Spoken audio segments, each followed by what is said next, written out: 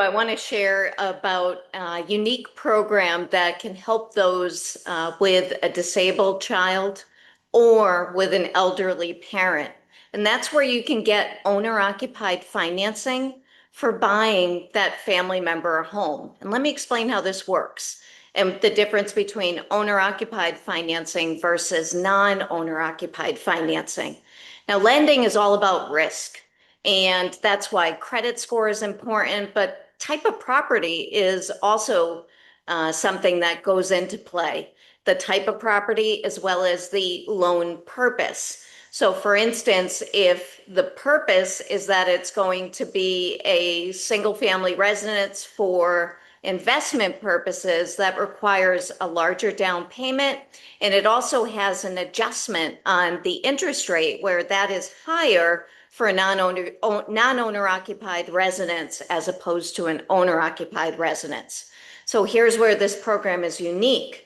If you have a self-supporting handicapped child that is independent, that you know can live on their own, and you want to buy a home for them, you can buy a home for them with a 5% down payment if you qualify and get that owner occupied financing, as opposed to needing a 15 or a 20% down payment for an investment property. Now, let's say you're older and you've got an elderly parent and you want to get them out of your house.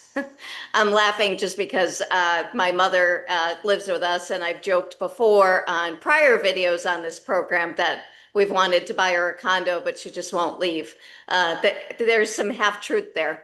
For the elderly family member, you could buy them, say, a nice single family or a nice condominium. And again, you can do a 5% down payment and put your elderly parent into the home.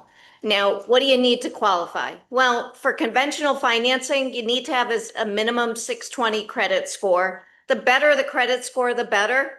I've got to tell you, even though that's the minimum, it doesn't always mean it's going to be a guaranteed approval. But that is the minimum as far as credit score. The other thing is that we have to make certain that you're not taking any rent on the property. So your family member, whether it be a child or whether it be an elderly parent, they can't have the ability to make the payments on their own. So before you decide that you're going to buy a home for a disabled child or an elderly family member, reach out to us. You may be able to do something with a lot less money down. And if you're a financial planner or a CPA and you have clients asking you about moving their money around, find out why they're doing that. And if they're looking to buy a property for a family member, would love to have a discussion with them. If you found me on YouTube, would love a thumbs up, a comment, a share, and a subscribe. As always, thanks for watching.